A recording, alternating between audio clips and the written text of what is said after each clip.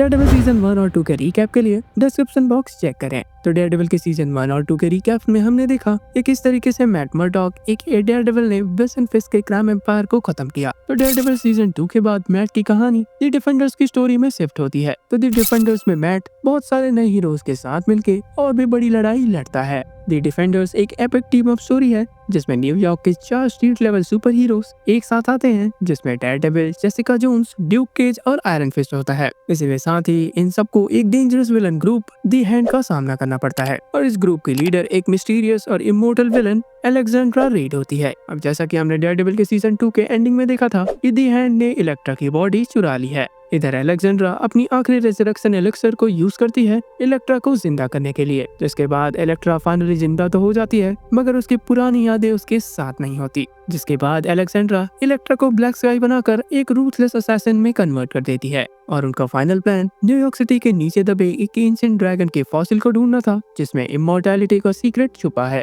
Hand उसे किसी भी हालत में पाना चाहता है ताकि वो हमेशा के लिए अमर हो सके। तो डेयरडेविल सीजन 2 में हमने बिल्डिंग के अंदर उस गड्ढे को देखा ही था और ये गड्ढा उसी ड्रैगन के फॉसिल्स को पाने के लिए किया जा रहा था। हैंड उस ड्रैगन तक पहुंच चुका होता है, लेकिन प्रॉब्लम ये था कि उस पर एक मिस्टिकल बैरियर है और इस बैरियर को तोड़ने के लिए उन्हें चाहिए आयरन फिस्ट की पावर। तो सिचुएशन को देखते हुए Matt Murdock, Jessica Jones, Luke Cage और डैनी रैंड के साथ एक टीम बनाता है और इसे नाम मिलता है द डिफेंडर्स। तो एक तरफ ये हीरोज हैंड को रोकने की कोशिश कर रहे होते हैं तो दूसरी तरफ इलेक्ट्रा अपने अंदर कुछ बदलाव महसूस कर रही होती है। तो जिसके बाद एक इंसिडेंट के दौरान जब मैट और इलेक्ट्रा एक दूसरे से मिलते हैं तो इलेक्ट्रा उसे पहचान नहीं पाती। इस दौरान स्टिक्स अंडे को मार देता है, जिसके बाद इलेक्ट्रा भी स्टिक को मार देती है। इसके साथ ही वो डैनी रैंड यानी आयरन फिस्ट को भी किडनैप करके ले जाती है, जिसे देख के अलेक्जेंड्रा काफी खुश होती है क्योंकि अब उसके पास आयरन फिस्ट का फुल कंट्रोल है। मगर उसकी खुशी ज्यादा देर नहीं टिकती, तभी इलेक्ट्रा अलेक्जेंड्रा को मार देती है और वो खुद हैंड की नई लीडर बन जाती है। तो अब क्लाइमैक्स में द डिफेंडर्स अपनी बिगेस्ट फाइट लड़ने को तैयार होते हैं। इधर इलेक्ट्रा डैनी रैंड का यूज करके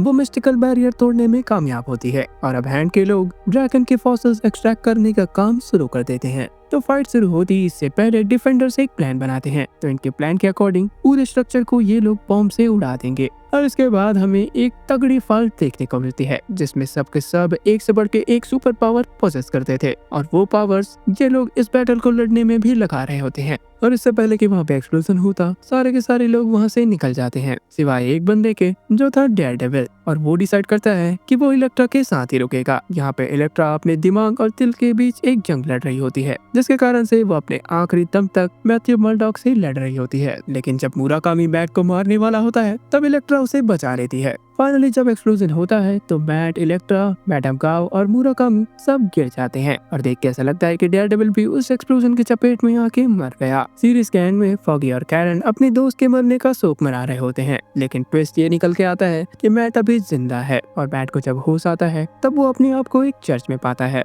और यहाँ पर डिफेंडर की स्टोरी एंड होती है और डेयरडेविल सीजन 3 की स्टोरी शुरू होती है। तो मैट उस ब्लास्ट को सरवाइव कर लेता है मगर उसकी हालत काफी खराब होती है, जिस वजह से उसे इलाज के लिए एक चर्च में लाया जाता है और यही चर्च उसके बचपन का घर था। तो मैट को जब होश आता है तो वो अपने आप को काफी इंजर्ड पाता है, उसके ईयर डैमेज हैं, उसका इक्विलिब्रियम वीक हो चुका है और वो अपनी पावर्स यूज नहीं कर पा रहा होता। तो इस चर्च में मैट का ध्यान रख रही होती है एक नन जिसका नाम था मैगी, और तभी एक शॉकिंग ट्विस्ट हमें देखने को मिलता है कि सिस्टर मैगी सिर्फ एक नन नहीं बल्कि मैट की रियल मदर है और वो मैट को छोड़ चुकी थी जब वो एक छोटा बच्चा था, जिस वजह से अब उसका गिल्ट उसे मैट का ख्याल रखने पे मजबूर कर रहा है। लेकिन मैट जो एक फेथफुल बिलीवर था अब खुद गॉड से नफरत करने लगता है। उसका मानना है कि अगर भगवान होता तो उसकी लाइफ इतनी दुख भरी नहीं होती। मैट डिसाइड करता है कि वो मैट मर्डॉक नहीं बनेगा, न लॉयर बनेगा, न फ्रेंड बनेगा, बस डेयरडेविल बनेगा। लेकिन यहीं पे एक और ट्विस्ट हमें देखने को मिलता है कि उसकी सुपर ह्यूमन हियरिंग अब काम नहीं कर रही होती और बिना इस पावर के मैथ्यू मर्डॉक डेयरडेविल गिरी नहीं कर सकता था। दूसरी तरफ न्यूयॉर्क का सबसे बड़ा विलन विल्सन फिस्क एके किंगपिन जेल में अपनी क्लेवर गिरी से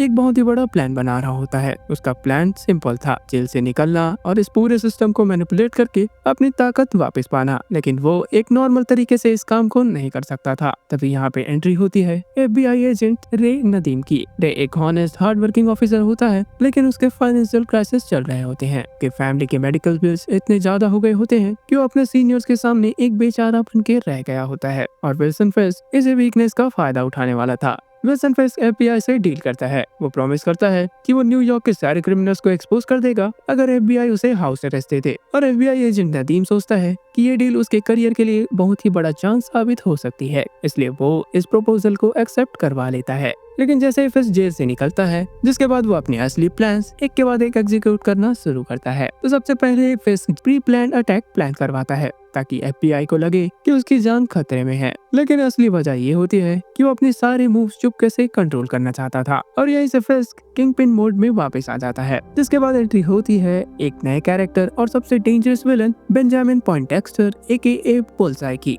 तो बेंजामिन FBI के लिए स्नाइपर का काम कर रहा होता है और जिसका एम काफी एक्यूरेट होता है। तो विल्सन फिस्क शुरू से ही उसकी पोटेंशियल पहचान लेता है और उसके दिमाग में एक सीट डालता है, क्योंकि फिस्क जानता था कि बेंजामिन एक मेंटली अनस्टेबल आदमी है जो कि अपने ऑब्सेसिव टेंडेंसीज को कंट्रोल नहीं कर सकता। उसकी एक गर्लफ्रेंड जूली है, यानी वो सिर्फ उसका प्यार समझता है लेकिन एक्चुअली उसको स्टॉक करता है और विल्सन फिस्क इसी बात का फायदा उठाता है। तो फिस्क सीक्रेटली बेंजामिन की गर्लफ्रेंड को मरवा देता है और बेंजामिन का मैनिपुलेशन शुरू करता है। तो अब bullseye full on raise mode में आ चुका होता है और फिस्क उसे कन्विंस कर देता है कि डेयरडेविल ही उसके लाइफ का सबसे बड़ा दुश्मन है। जिसके बाद विल्सन फिस्क एक के बाद एक अपनी चालें चलना शुरू करता है। वो बुल्सआई को डेयरडेविल का कॉस्ट्यूम पहनाता है ताकि पूरी दुनिया को लगे कि डेयरडेविल कोल्ड ब्लडेड किलर बन चुका है। और जब मैट फाइनली उस फेक डेयरडेविल के सामने आता है, तब उसे एक चीज क्लियर हो जाती है कि ये आदमी एक फाइटर नहीं, ये एक रियल मॉन्स्टर है और उसका एक्यूरेसी इतना बेहतरीन था कि मैट उसके अटैक्स को भी डॉज नहीं कर सकता। और इतना परफेक्ट एम से बचना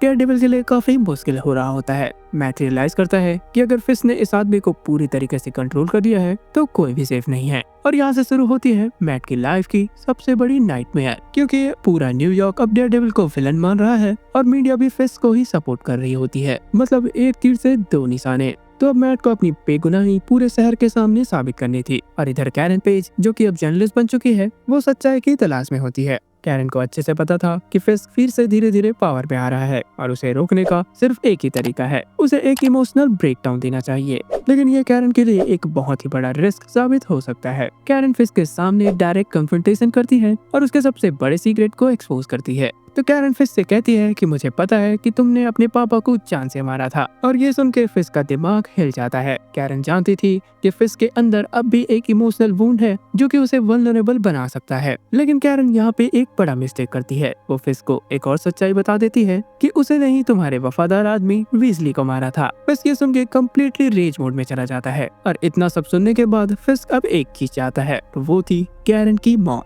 तो विल्सन फिस्क अब कैरन पेज के पास को इन्वेस्टिगेट करता है। तभी उसे एक डेंजरस इन्फॉर्मेशन मिलती है। तो अब उसे पता लग गया था कि कैरन डेयरडेविल के सबसे करीबी दोस्तों में से एक है। फिस्क के दिमाग में अब पजल के सारे पीसेस फिट होने लगे थे और फिर एक दिन फिस्क अपने स्पाई को एक गेम चेंजिंग ऑर्डर देता है, find out who Matt Murdock really is. जल्दी ही उसके पास एक फाइल आती है जिसमें मैट मर्डॉक का पूरा पास्ट, उसका कनेक्शन स्टिक के साथ और उसके ब्लाइंड होने की पूरी कहानी उस फाइल में होती है। तब फिस्क को समझ आ गया था कि मैट मर्डॉक ही असली डेयरडेविल है, जिस वजह से फिस्क का गोल अब क्लियर था, मैट को पब्लिक एनिमी बनाना और उसे किसी तरीके से पकड़वाना, जिस वजह से किंगपिन की खुद की इमेज सुधर सकती थी। और इधर कैरन पेज फिस्क से बचने के लिए भाग रही होती है, जिस वजह से वो एक चर्च में छुपी होती है, क्योंकि विल्सन फिस्क उसे किसी भी हालत में नहीं छोड़ने वाला था। तो वो कैरन को मारने के लिए कोई असैसिन नहीं भेजता, वो भेजता है अपने सबसे बड़े हथियार बुल्सआई को। तो बुल्सआई डेयरडेविल के सूट में चर्च के अंदर आता है। चर्च के अंदर मौजूद लोगों पे चीज फेंक फेंक के उन्हें मारना शुरू कर देता है। यहाँ पे कैरन काफी ज्यादा डरी हुई होती है